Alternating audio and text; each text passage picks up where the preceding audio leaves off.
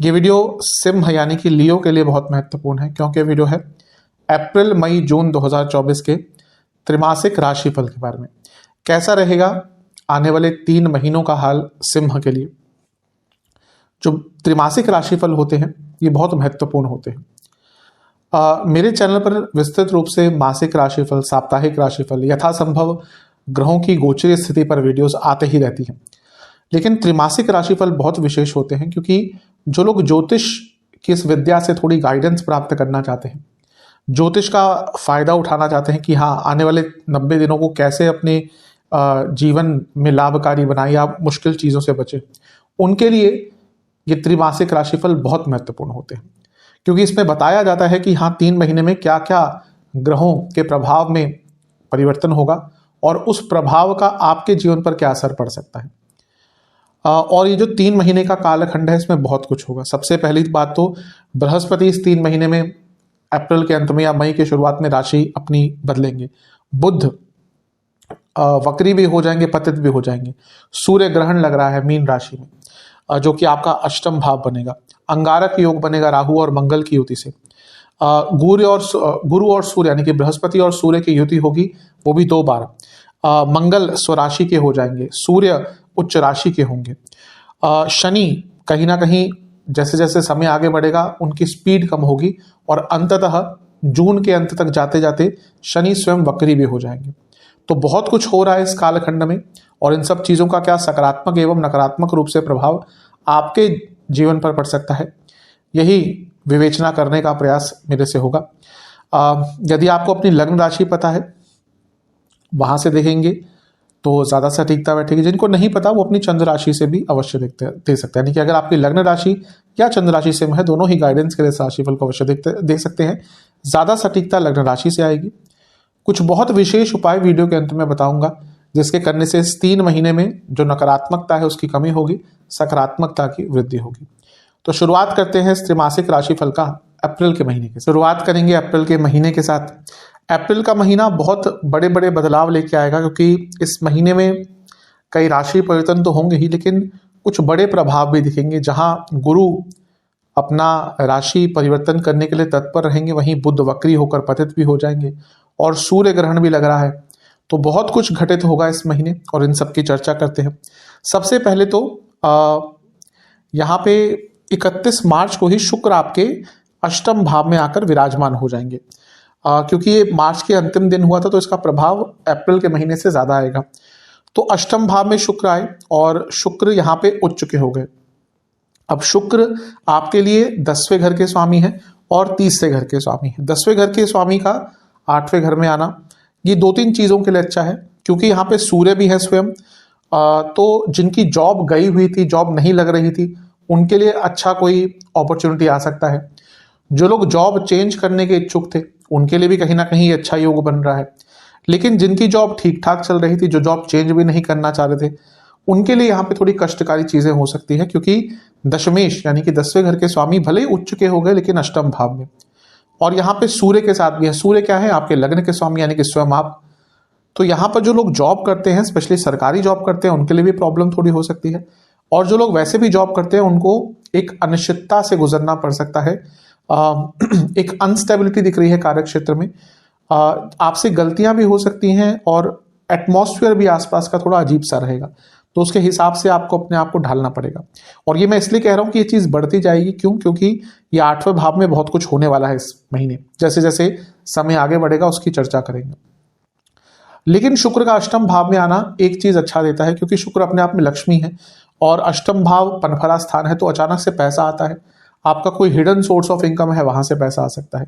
तो ये चीज़ें अच्छी है। लेकिन शुक्र का अष्टम में होना कहीं ना कहीं मैरिड लाइफ पर एक बुरा प्रभाव डाल सकता है, क्योंकि व्यक्ति का ध्यान भटकता है। यहाँ पे शुक्र राहु के साथ भी हैं, जो व्यक्ति को मॉरली अनकरेक्ट करते हैं। यानी कि एक संबंध में रहते हुए भी जब व्यक्ति का ध्यान भले ही मेंटल लेवल पर हो या फिजिकल लेवल पे हो, या अटैचमेंट या संबंध किसी से होते हैं, तो वो एक अनमॉरल चीज होती है और मॉरली अनकरेक्ट चीज होती है। तो यहाँ पर अष्टम भाव में ये सब कुछ है। तो कहीं ना कहीं मैरिड लाइफ में कई ऐसी चीजें हो सकती हैं जो एक अच्छे कपल्स के बीच में नहीं होनी चाहिए। यानी कि थर्ड पार्टी सिचुएशन, ध्यान भटकना, ये सब कहीं ना कहीं मैरिड लाइफ का हिस्सा यहाँ पर बन सकता है। लेकिन अचानक से धन प्राप्ति के योग यहाँ पर शुक्र के होने के कारण अवश्य बन रहे हैं। बृहस्पति का प्रभाव कहीं ना कहीं 10वें भाव का भी थोड़ा बहुत दिखना शुरू हो जाएगा, क्योंकि बृहस्पति या कोई भी बड़ा ग्रह जब राशि परिवर्तन करने वाला होता है तो अगले भाव का भी रिजल्ट थोड़ा पहले देता है, यानी कि करियर में कुछ ना कुछ चीजें आगे बढ़ना शुरू होंगी। बृहस्पति आपके लिए खुद 8वें घर के स्वामी है और आपके लिए 10वें से 8वें यानी कि लग्न से पंचम के स्वामी है और लग्न से अष्टम के स्वामी भी है। ये भी कहीं ना कहीं दिखा रहा है कि जॉब चेंज की आपके या तो योग मई में बनेंगे या फिर इस महीने भी उसकी पट भूमिका तय होगी। तो जैसा मैंने कहा, जॉब चेंज करने के लिए महीना अच्छा है, लेकिन जिनकी जॉब ठीक ठाक चल रही थी, जो चेंज नहीं करना चाह रहे थे, उनके लिए थोड़ी सी अनस्टेबिलिटी यहाँ पर आ सकती है। मैंने कहा था कि अष्टम भाव में बहुत कुछ हो रहा है। देखिए अभी क्या है कि गुरु के साथ बुध की युति है, जो वैसे तो ठीक ठाक होती है, बहुत अच्छी नहीं कहूंगा क्योंकि दोनों का आपस में संबंध बहुत अच्छा नहीं बनता। लेकिन बुध ये जो है ये वक्री हो जाएंगे। ये बुध 2 तारीख को ही वक्री हो जाएंगे, यानी कि उल्टा चलना शुरू कर देंगे। तो नवम भाव में वक्री हो रहे हैं और आपके 11वें भाव यानी कि लाभेश हैं और आपके धन स्थान के स्वामी हैं। तो यहाँ पर थोड़ा सा करियर में, बिजनेस में, पैसे में थोड़ा सा अप्स एंड डाउन आ सकते हैं, लेकिन ये फिर भी उतना बुरा टाइम नहीं रहेगा जो उसके बाद होगा। इसके बाद ये होगा कि बुध पीछे जाते जाते जाते जाते इस राशि में यानी कि आपके अष्टम भाव में, मीन में गिर जाएंगे। इसको कहते हैं ग्रह का पतित होना। तो बुध 9 अप्रैल को पीछे जाते जाते अष्टम भाव में गिर जाएंगे और ये कहीं ना कहीं ज्यादा एक कष्टकारी समय आपके लिए रह सकता है, क्योंकि अष्टम भाव में ग्रह का पतित होना जीवन में अचानक से बहुत बड़ी अनिश्चितता लेकर आ सकता है। ये करियर के हिसाब से भी कह सकते हैं, पैसों के हिसाब से भी कह सकते हैं, पर्सनल लाइफ हो, इमोशनल लाइफ हो, हेल्थ हो, क्योंकि अष्टम भाव में देखिए कितना कुछ हो रहा है। अष्टम भाव में यहाँ पे 4 ग्रह हैं, यानी कि 9 ग्रहों में से 4 ग्रह अष्टम भाव में है और अष्टम भाव अनिश्चितता देता है। और यहाँ पर एक पतित ग्रह का आना यानी कि अचानक से मंथ के इनिशियल भाव में उथल पुथल मचेगी। एक अच्छी चीज ये होती है कि पतित ग्रह कुछ ना कुछ ठीक कराने आता है। देखिए ग्रह आगे की तरफ चलते हैं राहु केतु को छोड़कर, कभी कभी जो पतित होकर पीछे वापस राशि में आते हैं तो कोई कार्य जो उनसे रह गया था वो पूर्ण कराने के लिए आते हैं। तो यहाँ पे अच्छा क्या हो सकता है, कोई आपका एंसेस्ट्रल प्रॉपर्टी का इशू चल रहा था, कुछ पैसा अटका हुआ था, कोई इवन हेल्थ इशू जो डायग्नोज नहीं हो रहा था, उन सब चीजों के लिए यहाँ पे कुछ अच्छा प्रभाव दे सकते हैं। लेकिन अन्यथा यहाँ पर थोड़ा उथल पुथल मचाएंगे और इसका प्रभाव और फील होगा। क्यों? क्योंकि 9 तारीख को तो बुध यहाँ पे आ गए, लेकिन उससे एक दिन पहले सूर्य पर ग्रहण भी लग जाएगा। जो सूर्य ग्रहण होगा वो 8 तारीख को आपके अष्टम भाव में है। तो तभी मैंने कहा कि अष्टम भाव में इतना कुछ हो रहा है। और अष्टम भाव हमेशा मैं कहता हूं कि बुरा नहीं होता, ऐसा नहीं होता कि सब सिर्फ बुरा ही है वो भाव, लेकिन अनिश्चितता सबसे ज्यादा अष्टम भाव ही देता है। तो जब यहाँ पे इतने सारे ग्रहों का प्रभाव है और प्रकाश यानी कि सूर्य स्वयं यहाँ पे अष्टम में चले गए और ग्रहण युक्त हो गए, यानी कि जीवन में प्रकाश की कमी हो जाएगी, गाइडेंस की कमी हो जाएगी, क्लैरिटी की कमी हो जाएगी। तो इसलिए एक यही सजेशन है कि अप्रैल के शुरुआती भाग में 15 तारीख तक कोई बड़ा निर्णय ना लें, कोई रिस्क ना लें, जितना जीवन को सरल रख सकते हैं उतना रखें। बिजनेस में कोई बड़ा रिस्क नहीं लेना, करियर में अपने संबंधों पर, अपने व्यवहार पर, अपने काम पर, इन सब चीजों पर आपको बहुत ध्यान देना है। और ये मारक स्थान भी होता है, आयु स्थान भी होता है, ये मारक भाव है।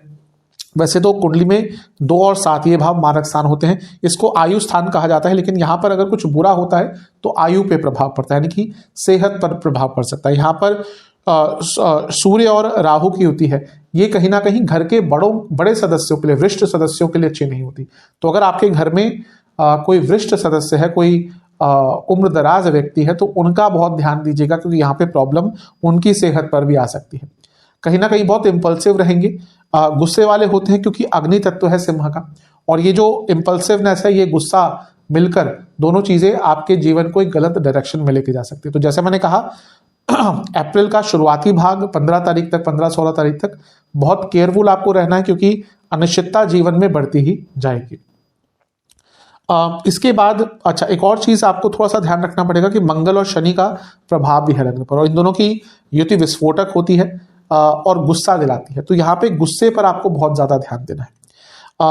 आपके केतु दूसरे भाव में बने रहेंगे आने वाले लंबे अरसे तक, तो अपनी वाणी पर नियंत्रण रखिएगा, क्योंकि यहाँ पर ऑलरेडी ये सब अनिश्चितता का भाव है।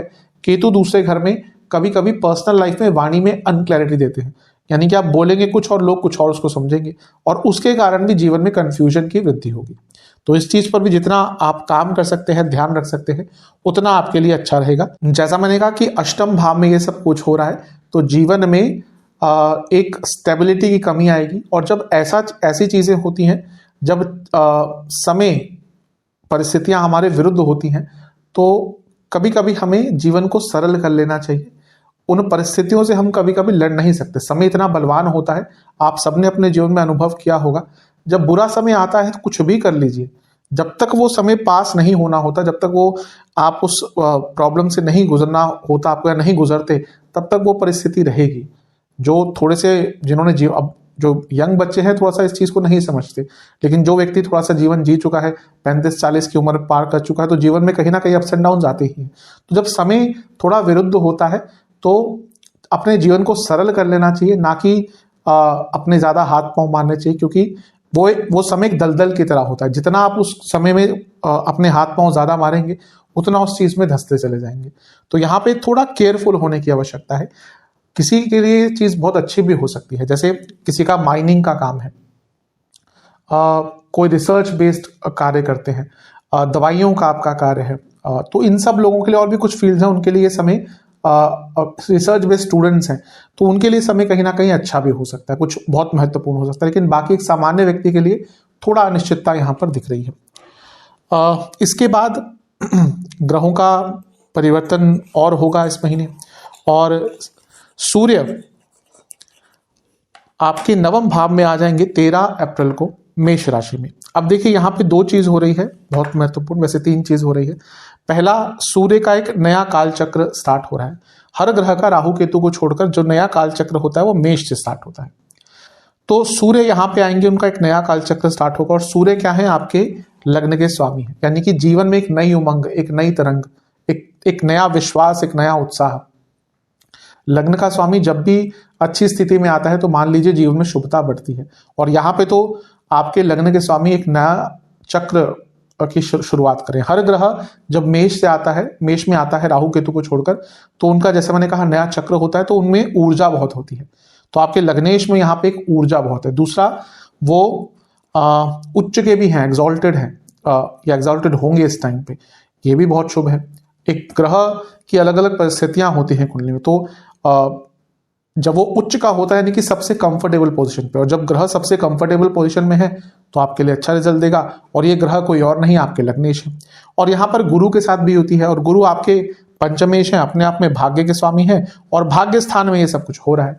तो यहां से कहीं ना कहीं जीवन में स्थिरता आनी शुरू होगी। जो 14-15 दिन इसके पहले रहे थे उसमें काफी अनिश्चितता रहेगी, लेकिन उसके बाद क्योंकि लग्न के स्वामी ही इन सब चीजों से निकल गए, अच्छे योग बन रहे हैं, तो जीवन फिर से एक रफ्तार पकड़ेगा। जीवन में स्थिरता आएगी, कॉन्टिन्यूटी आएगी, भाग्य का साथ मिलेगा, धन संपदा सब कुछ प्राप्त होगा। यहां से कहीं ना कहीं एक तरह से आपके एक नए समय की शुरुआत यहां से हो सकती है, क्योंकि खुद लग्नेश ही इतनी अच्छी स्थिति में आपके आ गए। तो ये एक बहुत ही शुभ चीज है। यहाँ पर देखिए शनि का प्रभाव भी रहेगा सूर्य और गुरु पर, और मंगल के प्रभाव वाले हैं शनि, यानी कि मंगल और शनि की युति विस्फोटक होती है, लेकिन ये प्रोडक्टिव भी होती है। तो यहाँ पे बहुत सारे आइडियाज, कई रास्ते आपके लिए नए खुलेंगे, क्योंकि सूर्य जैसे मैंने कहा लग्नेश है, भाग्य स्थान में है, और ये एक जो प्रोडक्टिव एनर्जी मंगल और शनि की, ये भी कहीं ना कहीं आपके लग्नेश को, गुरु को, नवम भाव को देखेगी। इसीलिए ये समय जीवन में आगे बढ़ने का है। आप देखेंगे ड्रास्टिक चेंज आएगा आपके जीवन में। अप्रैल के शुरुआती भाग के बाद जो समय है उसमें एक सकारात्मकता की वृद्धि अवश्य आपको देखने को मिलेगी। बहुत शुभ चीज है। इसके बाद एक बहुत महत्वपूर्ण राशि परिवर्तन होगा। अच्छा होगा बुरा होगा उसकी बात करते हैं, लेकिन महत्वपूर्ण तो बहुत है। वो राशि परिवर्तन होगा मंगल महाराज का। मंगल आपके अष्टम भाव में आकर विराजमान हो जाएंगे, और ये होगा 23 अप्रैल को, और करीबन एक महीने से ज्यादा वो यहीं पे आपके लिए रहेंगे। अब देखिए यहाँ पर थोड़ा सा प्रॉब्लम क्या है। सबसे पहले तो मंगल आपके हैं योग कारक ग्रह। मैं कई बार बता चुका हूं कि योग कारक ग्रह की महत्वपूर्णता व्यक्ति के जीवन में बहुत ज्यादा होती है, तभी उसको योग कारक कहते हैं। यानी कि जो योग करता है, जोड़ता है, अधूरे कामों को पूर्ण करता है, वो होता है योग कारक ग्रह। तो जब योग कारक ग्रह अष्टम में चला गया, यानी कि कार्यों में अपूर्णता आनी शुरू हो जाएगी, कार्य थोड़े से अटकने शुरू हो जाएंगे। ऐसा नहीं कि सारे कार्य रुक जाएंगे, बंद बंद हो जाएंगे, काम होगा ही नहीं, लेकिन उस पर डिले होना शुरू हो जाएगा। ऐसा इसलिए भी क्योंकि देखिए इससे पहले क्या था, मंगल आपके योग कारक ग्रह थे, वो सप्तम में थे, शनि के प्रभाव को थोड़ा बचा के रखे हुए थे क्योंकि वो लग्न को देख रहे थे, और जैसा मैंने अभी 2 बार कहा कि योग कारक ग्रह थे। अब एक तो योग कारक ग्रह आ गया अष्टम में, तो अष्टम का प्रभाव आ गया, अनिश्चितता आ गई, और लग्न पर से प्रभाव मंगल का चला गया, शनि पर से कंट्रोल मंगल का चला गया। इसीलिए यहां से काम थोड़े डिले होना शुरू हो जाए। आप देखेंगे कि काम बन रहे हैं, काम आएगा, चीजें आगे बढ़ेंगी, लेकिन उसकी जो गति है वो थोड़ी सी धीरे हो जाएगी। यहां पर मंगल और राहु की युति हो रही है, इसको अंगारक दोष कहते हैं। अब वैसे मैंने बताया कि गुस्से वाले होते हैं सिंह वाले जातक, तो यहां पर अंगारक योग जब बनता है तो ये भी थोड़ा सा गुस्से की तरफ लेकर जाएगा। दूसरा, पुनः मंगल राहु की युति घर के वृद्ध सदस्यों के लिए अच्छी नहीं होती, स्पेशली ग्रैंड पेरेंट्स के लिए। तो अगर आपके ग्रैंड पेरेंट्स है घर में, उनकी सेहत का बहुत ध्यान दीजिएगा। तीसरा, यहां पर मंगल जब शुक्र के साथ है, ये तो एक्सीडेंट के योग भी बनाते हैं, इंजरी के योग भी बनाते हैं, स्पेशली एक्सीडेंट के। शुक्र मंगल वाहन दुर्घटना, तो यहां पर बहुत आपको केयरफुल रहना। ये बुध महाराज भी पतित होंगे, बुध क्या है, बुद्धि के कारक, तो यहां पर ऑलरेडी अष्टम भाव में इतना प्रभाव है, अंगारक दोष बना हुआ है, बुध वक्री है, पतित भी है, तो यहां पर आपका खुद ही कंट्रोल कभी कभी माइंड से हट जाएगा और कुछ ऐसे निर्णय, कुछ ऐसे कृत्य, कुछ ऐसे कार्य कर सकते हैं जो आपको ही प्रॉब्लम में डाल सकते हैं। तो थोड़ा सा इस चीज से बच के रहेंगे तो अच्छा है।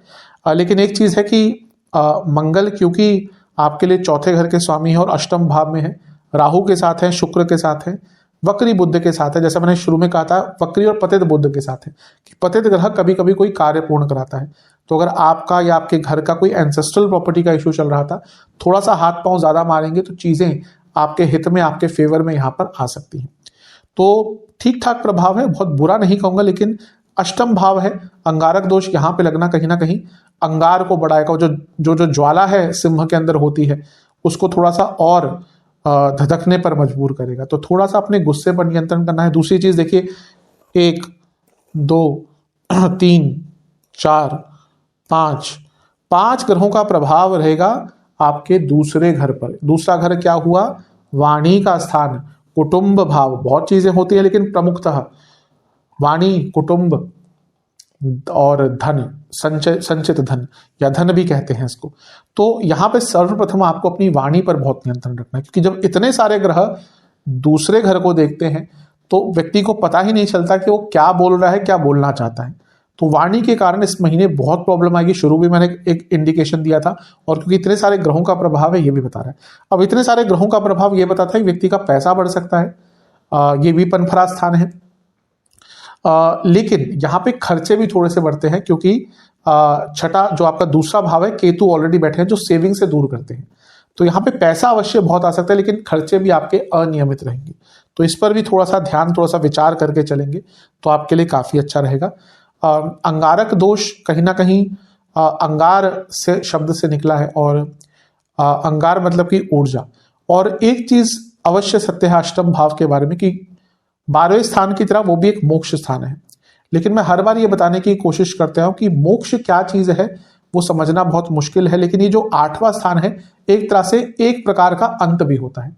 तो यहां पर कई प्रॉब्लम्स का अंत करने का ये अंगारक दोष आपको एक अपॉर्चुनिटी प्रदान कर सकता है। थोड़े टफ डिसीजन लेने पड़ेंगे, इसमें कोई दो राय नहीं है, लेकिन ऐसा होता है कभी कभी कि हमें कोई बड़ी सिचुएशन से अगर निकलना है या फिर अपने जीवन में एक बड़ा बदलाव लाना है तो कुछ कड़े और बड़े निर्णय लेने पड़ते हैं। और ये अप्रैल का महीना ऐसा ही होगा जब आपको कुछ बहुत कड़े और बड़े निर्णय लेने पड़ेंगे, और उसके आधार पर आपके जीवन के कई प्रॉब्लम्स का अंत होगा। कुछ लोग भी पीछे छूटेंगे, कुछ परिस्थितियों से निकलेंगे, कुछ परिस्थितियां बदलेंगी, कुछ लोगों का असली चेहरा सामने आएगा। लेकिन यकीन मानिए ये जो अंत होगा ये एक नए आरंभ की शुरुआत होगी। तो यहां पर आपको थोड़ा सा, जैसे मैंने कहा, कुछ बड़े निर्णय लेने के लिए तैयार रहना पड़ेगा। एक और चीज, अब बिजनेस में यहाँ पे पैसा अवश्य आ सकता है, लेकिन जैसे मैंने कहा थोड़ा केयरफुल रहेगा, क्योंकि बुध वक्री हैं और सप्तम से दूसरे में है, यानी कि कोई ऐसी चीजें साइन कर देंगे जो आगे चलकर तंग करेंगी। यहाँ पर मैरिड लाइफ पर बहुत बुरा प्रभाव पड़ सकता है, क्योंकि पहला तो शनि ऑलरेडी अष्टम में है, सप्तम में है। मैं बता चुका हूं कई बार, सिंह और कर्क इनका मैरिड लाइफ अच्छा रहता ही नहीं है अधिकतम लोगों का। और यहाँ पर अष्टम में इतना सब कुछ हो गया जो कि मांगल्य स्थान है। मंगल दोष, सबसे स्ट्रॉन्ग मंगल दोष अष्टम भाव का होता है। शुक्र भी है, यानी कि ऑलरेडी ट्रस्ट इश्यूज चल रहे थे तो और ये बढ़ेगा। राहु भी है, डिसकंटेंटमेंट मैरिड लाइफ में, कहीं ना कहीं दूसरे व्यक्तियों की इन्फ्लुएंस ज्यादा हो जाएगा, दूसरों लोगों का इंटरफेरेंस, तो मैरिड लाइफ पर इसका बहुत बुरा प्रभाव पड़ सकता है। इवन ये ऐसा टाइम है जब आपके लाइफ पार्टनर की तबीयत बहुत अचानक से बिगड़ सकती है, तो इस चीज का भी आपको थोड़ा सा ध्यान देना पड़ेगा। मैरिड लाइफ में अचानक से उथल पुथल मचेगी इस पूरे महीने। जो लोग ऑलरेडी डाइवोर्स के प्रोसीजर्स के थ्रू जा रहे थे, कहीं ना कहीं चीजें आगे बढ़ेंगी, लेकिन टेंशन बहुत बढ़ेगी। और जो लोग अभी कंफर्म नहीं थे, कहीं ना कहीं उनका मन बन जाएगा इस महीने की हाँ अब और मुझे इस बंधन में नहीं बंध के रहना। तो मैरिड लाइफ के लिए कहीं ना कहीं कष्टकारी है। देखिए अभी क्या है, मैरिड लाइफ ऐसा है कि शनि सप्तम में है, तो जब तक सप्तम पे उनका प्रभाव है जो लंबे समय तक रहता है, तो यहाँ पे मैरिड लाइफ में प्रॉब्लम्स लंबी टाइम तक चलती हैं। यही तभी शनि से लोग डरते हैं कि अगर उनका बुरा प्रभाव आ गया तो वो छोटे टाइम के लिए नहीं होता। ऐसा नहीं कि शुक्र आए हैं 1 महीने के लिए, मंगल आए हैं 1.5 महीने के लिए, सूर्य आए हैं 1 महीने के लिए, ये महाराज तो 2.5 साल के लिए रहते हैं। तो इसीलिए कई लोगों के डाइवोर्स, मेरे पास कई कुंडलियां आई हैं पिछले कुछ पर्टिकुलर लग्नों की। जैसे पहले जब राहु केतु का मेष तुला पे था तो मेष तुला की प्रॉब्लम हो रही थी बहुत, कुंभ की, सिंह की, बहुत लोगों के डाइवोर्सेस हुए हैं। और कहीं ना कहीं अब वो प्रभाव थोड़ा कन्या और मीन पर पड़ रहा है। तो ये होता है, ये प्रभाव होता है, वो कुंडली पर बहुत डिपेंड करता है, लेकिन जनरली तो हम राशिफल में इतना ही बता सकते हैं कि हाँ एक नकारात्मक प्रभाव पड़ सकता है। तो इस चीज को लेकर केयरफुल रहना पड़ेगा। 25 अप्रैल को एक और राशि परिवर्तन होगा जो होगा शुक्र महाराज का, और शुक्र आपके 9वें भाव में जाकर विराजमान हो जाएंगे और यहाँ पे रहेंगे करीबन 1 महीने के आसपास तक। और शुक्र देखिए आपके लिए 10वें घर के स्वामी हैं और 30वें घर के स्वामी। तो एक तो कर्म धर्माधिपति योग बना रहे हैं, गुरु के साथ उनकी होती है, सूर्य के साथ उनकी होती है, तो ये कर्म योग बना रही है, कर्म धर्माधिपति योग बना रही है। तो करियर में चीजें थोड़ी सी बेटर होंगी। बस यहाँ पे अपने बॉसेस से थोड़ा बच के रहेगा, क्योंकि कार्य क्षेत्र में ईगो क्लैशेस होने की संभावना अपने बॉसेस से बहुत ज्यादा आपकी बढ़ जाएगी। सेहत की बात करें तो इस महीने आपको इन्फेक्शंस, प्राइवेट पार्ट से जुड़ी प्रॉब्लम्स, इंटेस्टाइन इशू, प्रोस्टेट की प्रॉब्लम पुरुषों में, यूट्रस की प्रॉब्लम महिलाओं में, फूड इन्फेक्शंस, आंखों के रोग, दांतों के रोग, इंजरी, ब्लड प्रेशर की प्रॉब्लम, ये ज्यादा तंग करने वाले। चलते हैं मई के महीने की तरफ। मई का महीना बहुत प्रमुख है क्योंकि यहाँ पे बहुत बड़ा एक परिवर्तन होने वाला है। कह सकते हैं कि वर्ष का जो सबसे बड़ा राशि परिवर्तन है, क्योंकि इस वर्ष शनि, राहु, केतु, इनमें से कोई भी ग्रह अपना राशि नहीं बदलेगा, लेकिन बृहस्पति इस वर्ष में अपना राशि परिवर्तन करेंगे और वो होगा, उनका जो प्रभाव है वो 1 तारीख से यानी कि 1 मई 2024 से देखने को मिलेगा, जब गुरु आपके 10वें भाव में आकर विराजमान हो जाएंगे। देखिए सबसे पहली चीज है कि गुरु जीव कारक है, इनका गोचर बहुत महत्वपूर्ण होता है, क्योंकि जिस भाव में जाते हैं कहीं ना कहीं पूरा जीवन उस भाव से संबंधित हो जाता है। उस भाव की तरफ पूरी जो ऊर्जा है वो जाना शुरू हो जाती है। तो सबसे महत्वपूर्ण चीज कहाँ पे आ रहे हैं आपके लिए? आपके 10वें घर यानी कि कर्म स्थान में आ रहे हैं। ऑब्वियसली करियर पे इसका अच्छा इम्पैक्ट पड़ेगा। जैसे मैंने कहा कि जॉब चेंज के योग आपके अप्रैल में ही बनेंगे, और मई में जैसे ही गुरु आपके 10वें घर में आएंगे, यहाँ पे जॉब चेंज के बहुत अच्छे योग बन जाएंगे। इस पे मैं अवश्य, क्योंकि बहुत बड़ा टॉपिक है, बहुत विशेष टॉपिक है, इस पे एक अलग से वीडियो अवश्य बनाऊंगा मैं, लेकिन यहाँ पर चर्चा कर लेते हैं कि गुरु का यहाँ पे आना क्या क्या अच्छा प्रभाव या बुरा प्रभाव दे सकता है। सबसे बड़ी चीज है कि गुरु यहाँ पे है तो केंद्र भाव में है, और सबसे स्ट्रॉन्ग केंद्र, ये 4 भाव केंद्र होते हैं और ये सबसे स्ट्रॉन्ग केंद्र भाव होता है, यानी कि 10वां स्थान। इसीलिए यहाँ पर गुरु का आना कहीं ना कहीं पूरे जीवन में स्टेबिलिटी लेकर आएगा। क्यों? क्योंकि जब कर्म ही स्थिर हो जाएगा, कर्म में ही भाग्य के कारक, धन के कारक, कहीं ना कहीं शुभता के प्रतीक, नैसर्गिक शुभ ग्रह, हर प्रकार से एक सकारात्मक ग्रह, वो आकर विराजमान हो जाएंगे, यानी कि पूरे जीवन में स्थिरता आनी शुरू होगी। आप देखेंगे कि इससे पहले भले उथल पुथल चल रही हो, जैसे ही बृहस्पति आपके 10वें घर में आएंगे, जीवन में स्टेबिलिटी आना शुरू हो जाएगी, जीवन को एक रास्ता दिखना शुरू हो जाएगा। देखिए गुरु का काम रास्ता दिखाना ही होता है, कोई भी वो गुरु, वो ग्रहों के गुरु की बात कीजिए क्योंकि उनका काम भी रास्ता दिखाना होता है, और जीवन के गुरु की बात कीजिए, उनका भी काम रास्ता दिखाना होता है। इसीलिए ज्योतिषियों के लिए गुरु बहुत महत्वपूर्ण है, क्योंकि कई लोग ज्योतिषी होते हैं लेकिन जिसका गुरु अच्छा नहीं, उस ज्योतिषी की कंसल्टेशन लेना या फिर उस ज्योतिषी की कोई राय भी किसी काम की नहीं जाती। जिस ज्योतिषी का गुरु बहुत अच्छा है, वो आपको कुछ भी बोलेगा वो चीज आप पर लगेगी। इसलिए गुरु का काम रास्ता दिखाना होता है। जब गुरु आपके 10वें भाव में आकर विराजमान हो जाएंगे तो आपके जीवन को एक नया रास्ता मिलेगा, आपके कर्मों को एक क्लैरिटी मिलेगी, आपके ऊर्जा को एक क्लैरिटी मिलेगी और आपको भाग्य का साथ मिलना ज्यादा शुरू होगा। क्यों? क्योंकि कर्म स्थान में भाग्य के कारक आकर बैठ गए जो आपके पंचमेश भी है, और ये दिखा रहा है कि करियर में एक मेजर चेंज यहाँ पे आ सकता है। जॉब चेंज हो, नई जॉब लग रही थी, बहुत लंबे अरसे से घर में बैठे हुए थे, कई बार होता है कि हाँ अचानक से जॉब, जैसे ले ऑफ्स का टाइम अभी भी चल रहा है, पीछे भी चला था, तो अगर जॉब चली गई थी उस टाइम में तो ये बहुत अच्छा टाइम है अपने जॉब को प्राप्त करना। तो यहाँ पे शुभता बहुत आएगी कहीं ना कहीं। जैसे मैंने कहा सबसे स्ट्रॉन्ग केंद्र में और कर्म स्थान में आकर गुरु बैठ जाएंगे, यानी कि पूरे जीवन में कर्म की जो एक ऊर्जा है, कर्म करने की जो ऊर्जा है उसको भाग्य का साथ मिलेगा और इन दोनों का कॉम्बिनेशन बहुत अच्छा होता है। एक और चीज यह है कि बृहस्पति और गुरु यहाँ पे केंद्र भाव में आ जाएंगे एक दूसरे से, लग्न से भी केंद्र में है और एक दूसरे से भी केंद्र में है। देखिए केंद्र भाव एक दूसरे को सपोर्ट करते हैं।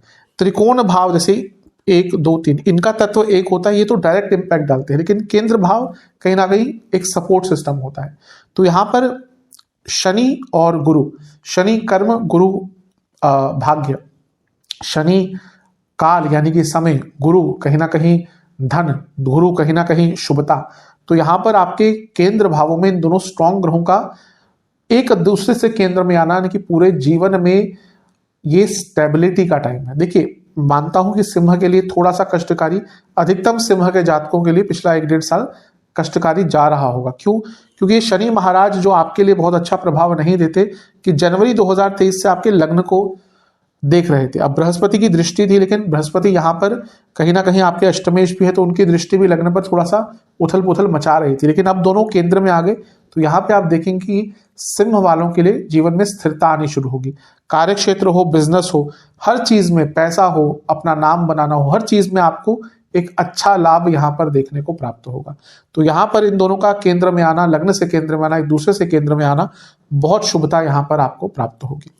इसके बाद बुध का राशि परिवर्तन होगा और बुध आपके लिए आपके अष्टम भाव को छोड़ देंगे और आपके नवम भाव में आकर विराजमान हो जाएंगे, और ये होगा 10 मई 2024 को। देखिए अब क्या है कि एक तो बुध का वो वक्री प्रभाव खत्म हो और पतित प्रभाव खत्म हो गया, तो यहां से भी बहुत शुभता आएगी, क्योंकि एक तो अष्टम में इतना कुछ हुआ था अप्रैल के महीने में, अब वो सारी चीजें ऑलमोस्ट खत्म ही हो जाएंगी। हाँ ये दोष तो, ये अंगारक दोष तो बना हुआ है, लेकिन बुध जो बुद्धि के कारक है, आपके लाभेश है, आपके धनेश है, उनकी स्थिति अच्छी हो जाएगी और यहाँ पर वो शुक्र के साथ आ जाएंगे तो पैसा अवश्य आएगा। और यहाँ पे वो बुध आदित्य योग भी बनाएंगे कुछ दिनों के लिए सूर्य के साथ, तो ये भी कहीं ना कहीं अच्छा है। तो जो थोड़ी सी उथल पुथल अप्रैल के महीने में आई थी, क्योंकि बुद्धि के कारक भी पतित हो गए, धन स्थान के और लाभ स्थान के स्वामी भी पतित हो गए, तो कहीं ना कहीं थोड़ी उथल पुथल आई होगी, वो मई के महीने में बहुत हद तक कम हो जाएगी। और कुछ टाइम के लिए यहाँ पर नवम भाव में 3 ग्रहों की युति है, जिसमें से एक आपके लग्नेश भी है, यानी कि भाग्य का भी आपको भरपूर साथ मई के महीने में प्राप्त होगा। अंगारक दोष का देखिए पूरे इस महीने प्रभाव रहेगा, क्योंकि इस पूरे महीने मंगल यहीं पे रहेंगे, राहु तो लंबे अरसे तक रहेंगे, तो ये पुनः बताता है कि जो ऊर्जा है ये इम्पल्सिव आपको रखेगी। तो यहाँ पे इम्पल्सिव नहीं होना, अचानक से कोई निर्णय नहीं लेना, गुस्से पर और वाणी पर निरंतर आपको ध्यान देना है। पुनः बताऊंगा मंगल राहु की युति ग्रैंड पेरेंट्स के लिए, घर के वृद्ध सदस्यों के लिए अच्छी नहीं होती, तो अगर आपके घर में वृद्ध सदस्य है तो उनका ध्यान रखना आपका दायित्व यहाँ पर बन जाता है। इसके बाद सूर्य का राशि परिवर्तन होगा जो आपके लग्नेश है, और देखिए कितना विशेष यहाँ पे हो रहा है कि इस बार सूर्य और गुरु की युति साल में 2 बार हो रही है। कुछ ऐसे योग बन रहे हैं क्योंकि आसपास ही राशि परिवर्तन होगा सूर्य गुरु का, तो 2 बार एक ही बहुत ही निकटतम कालखंड में दोनों का युति एक साल में हो जाएगी। तो ये बहुत विशेष है आपके लिए। कारण क्या है कि सूर्य एक तो आपके लग्नेश है और लग्न के स्वामी 10वें के स्वामी लग्न में। मैं हमेशा बताता हूँ ये जो केंद्र त्रिकोण वाले राजयोग होते हैं, ये सबसे उच्च कोटि वाले जो होते हैं वो यही होता है कि अगर लग्न का स्वामी 10वें में या 10वें के स्वामी लग्न में, उच्च कोटि का होता है। तो यहाँ पे अपने जीवन को एक नया आकार, एक नया विचार, एक नया व्यवहार, एक नया एक पूरा दृष्टिकोण देने के लिए आपके लिए बहुत अच्छा समय है। गुरु के साथ होंगे जो अपने आप में भाग्य कारक है और सूर्य दिग्बली है। करियर हो, बिजनेस हो, अपना नाम बनाना हो, जो लोग पॉलिटिक्स में एंटर करना चाहते हैं, सोशल लाइफ में आगे बढ़ना चाहते हैं, पॉपुलर होना चाहते हैं मीडिया में, सोशल मीडिया में, इंटरनेट पे, किसी भी इंडस्ट्री में, उनके लिए अच्छा है क्योंकि सूर्य शनि एक दूसरे से केंद्र में है, शनि गुरु एक दूसरे से केंद्र में है, सूर्य दिग्बली है, गुरु का साथ है। तो यहां पर आगे बढ़ने के लिए सबसे अच्छा एक समय है। शनि की दृष्टि चौथे पर, गुरु की दृष्टि चौथे पर, सूर्य की दृष्टि चौथे पर, प्रॉपर्टी वाहन खरीदने के लिए सबसे अच्छा टाइम है। तो ये समय आपके लिए बहुत अच्छा दिख रहा है, बहुत शुभ दिख रहा है, बहुत विशेष दिख रहा है। इस समय का जितना लाभ उठा सकते हैं अच्छा है। सूर्य दिग्बली है, लग्न का स्वामी दिग्बली, दिग्बली यानी कि डायरेक्शनल स्ट्रेंथ। तो एक दिग्बल ग्रह बहुत स्ट्रांग होता है, इसलिए जब षडबल हम निकालते हैं तो दिग्बल ग्रह को बहुत ज्यादा महत्व दिया जाता है। षडबल कोई ना भी निकाले, जो ज्योतिष थोड़ा सा जानता है वो ग्रहों को वैसे ही देख के बता जाता है कि हाँ षडबल में क्या क्या प्रभाव उसका ज्यादा हो सकता है। तो यहाँ पे सूर्य का यहाँ पे 10वें घर में आना आपके जीवन को एक नई उन्नति, एक नई गति, एक प्रगति प्रदान अवश्य करेगा। बहुत विशेष समय है, इसका लाभ उठाइएगा। यहाँ पे जैसे मैंने कहा शनि सूर्य भी एक दूसरे से केंद्र में है, ये प्रॉब्लम किसको देगा? पिता पुत्र संबंध को, यानी कि बच्चों का अपनी संतान के साथ संबंध थोड़ा सा यहाँ पर बिगड़ सकता है। अन्यथा तो ये समय आपके लिए बहुत अच्छा है। इसके बाद एक और राशि परिवर्तन होगा, वो होगा शुक्र महाराज का। शुक्र राशि परिवर्तन करेंगे और अपनी खुद की राशि में ही बैठ जाएंगे 19 मई को। 10वें घर के स्वामी आ गए 10वें घर में, राजयोग को बना। शुक्र का गुरु के साथ योग, दोनों ही धन कारक है। एक तो लक्ष्मी है खुद, जो हर प्रकार की खुशियां भोग देते हैं, खुद धन के कारक है, भाग्य कारक है। तो कहीं ना कहीं ये ऊर्जा आपके 10वें घर में है। यकीन मानिए करियर को रास्ता नहीं मिल रहा था, करियर को एक राह नहीं मिल रही थी, समझ नहीं आता क्या करना है, विघ्न आ रहे थे। हर चीज को सॉल्व करने के लिए जो आपका गोचर है ये बहुत अच्छा है, बहुत विशेष है। शुक्र का यहाँ पे आना राजयोग बनाता है, और क्योंकि तीसरे घर के स्वामी यानी कि आपको अपने एफर्ट्स में भी लाभ मिलेगा। यहाँ पे आप जो मेहनत कर रहे थे, जो आपकी स्किल्स थी, आपने सीखा था, आप जो भी परिश्रम कर रहे थे उसके यहाँ पे आपको लाभ मिलना शुरू होंगे। और शुक्र भी यहाँ पे आके चौथे घर को देखेंगे। ऑलरेडी इतने सारे ग्रह देख रहे हैं, शनि, सूर्य, गुरु, तो ये प्रॉपर्टी और वाहन खरीदने के लिए आपके लिए बहुत विशेष योग बना देता है। तो ये महीना कहीं ना कहीं आपके लिए बहुत अच्छा, बहुत विशेष दिख रहा है। इस महीने का लाभ उठाएगा। सेहत की बात करें तो कफ रोग बने रहेंगे, नसों के रोग बने रहेंगे, बॉडी में पेन रहेगा, थकावट रहेगी, लेजीनेस रहेगी, न्यूट्रिशनल डेफिशिएंसी की प्रॉब्लम हो सकती है, प्रोस्टेट की प्रॉब्लम बनी रहेगी, यूट्रस की प्रॉब्लम महिलाओं में बनी रहेगी, इन्फेक्शंस का डर बना रहेगा। चलते हैं जून के महीने की तरफ। जून का महीना भी अति विशेष है क्योंकि इसमें एक ग्रह का प्रभाव बहुत बदलने वाला है। बात करेंगे उनके बारे में। सर्वप्रथम 31 मई को ही राशि परिवर्तन बुध का हो जाएगा और बुध आपके 10वें घर में आकर विराजमान हो जाएंगे। अब देखिए कि 10वें भाव में कितने सारे ग्रहों का असर है। सबसे पहले मैंने बता ही दिया था पहले कि 10वें भाव में इतने सारे ग्रह अप्रैल में आए थे और करियर में आगे बढ़ने का मौका मिलेगा। गुरु आ गए हैं, सूर्य हैं, दिग्बली है। अब यहाँ पे बुध भी आ गए, बुध आपके लाभेश हैं, यानी करियर में पैसा बढ़ेगा, बिजनेस में पैसा बढ़ेगा, धनेश हैं, और ये सारे घर सारे मिलकर आपके चौथे भाव को देखेंगे तो आपके घर में भी पैसा बढ़ेगा। ये कहीं ना कहीं मई से ये प्रक्रिया शुरू हो जाएगी जब आपका फाइनेंशियल कंडीशन, आपके घर की फाइनेंशियल कंडीशन, प्रॉपर्टी खरीदना, वाहन खरीदना, इन सब चीज़ों के लिए बहुत अच्छा समय दिख रहा है। तो एक बहुत विशेष चीज़ है आपके लिए। मैं बता चुका हूँ कई बार कि बुध नेचुरल धन कारक है, क्योंकि केवल 2 ऐसे लग्न हैं जिनके लिए एक ही ग्रह लाभेश और धनेश बनते हैं।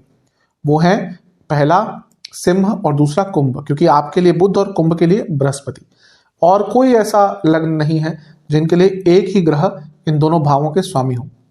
तो बुध का गोचर आपके लिए बहुत महत्वपूर्ण है। वो आपके 10वें घर में ही आएंगे। प्रमोशन हो, सैलरी इंक्रीज हो, इंक्रीमेंट हो, कुछ भी हो यहाँ पर, क्योंकि लाभेश है तो पैसा तो बढ़ेगा, लेकिन लाभेश ग्रोथ भी दिखाते हैं क्योंकि ये वृद्धि के स्थान के स्वामी है। तो प्रमोशन आदि का अगर इस टाइम पे आपका कुछ चर्चा चल रहा है तो वो चीज़ें आपके फेवर में अवश्य जा सकती हैं। तो बहुत विशेष यहाँ पर चीज़ आपके लिए दिख रही है। इसके साथ ही 1 तारीख को मंगल का राशि परिवर्तन भी हो जाएगा और ये आपके लिए बहुत विशेष रहेगा, कारण कि मंगल आपके, जैसे मैंने शुरू में कहा था, अप्रैल में अष्टम में आ जाएंगे। तो वो आपका योग कारक ग्रह का अष्टम में आना हुआ, यानी कि जीवन थोड़ा सा कई चीज़ों में अपूर्ण रहेगा।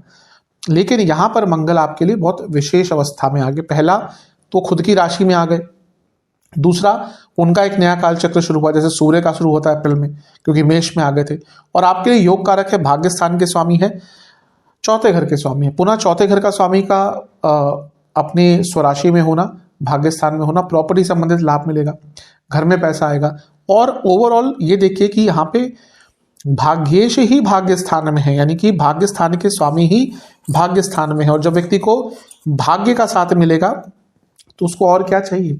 तो ये महीना है जहां पे आपको भाग्य का संपूर्ण साथ मिलेगा और इसके कारण जीवन निरंतर आगे बढ़ेगा। जीवन में निरंतरता और शुभता कहीं ना कहीं आपको देखने को मिलेगी। ये लक्ष्मी योग भी बनता है, पैसा भी आएगा, धर्म के प्रति रुचि भी बढ़ेगी और कहीं ना कहीं पूरा जीवन एक सकारात्मक रूप से आगे बढ़ेगा। तो ये भी बहुत अच्छी चीज है। यहाँ पर बस एक चीज का ध्यान देना है कि ये जो है शनि महाराज, ये वक्री होने की अवस्था की तरफ जा रहे हैं। ग्रह कोई भी, मैं पहले ही बता चुका हूं, एक दिन में उठ के नहीं वक्री हो जाता कि उसने बोला कि कल मैं वक्री हो रहा हूं, नहीं। ग्रह की कई प्रकार की स्पीड बताई गई है ज्योतिष में, स्थिर, मंद, अति मंद, वक्र, अति वक्र, तीव्र, अति तीव्र।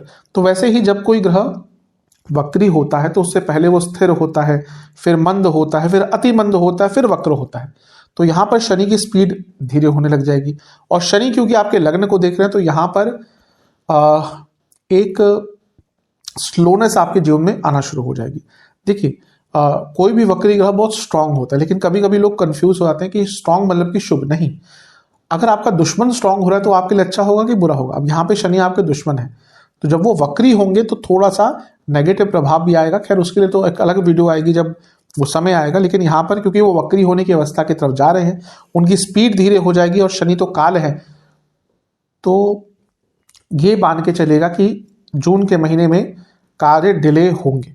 तो इसलिए वो एक बनाकर चलेगा अपना शेड्यूल इस प्रकार का कि हाँ, आपको काम पहले ही कर ले हैं।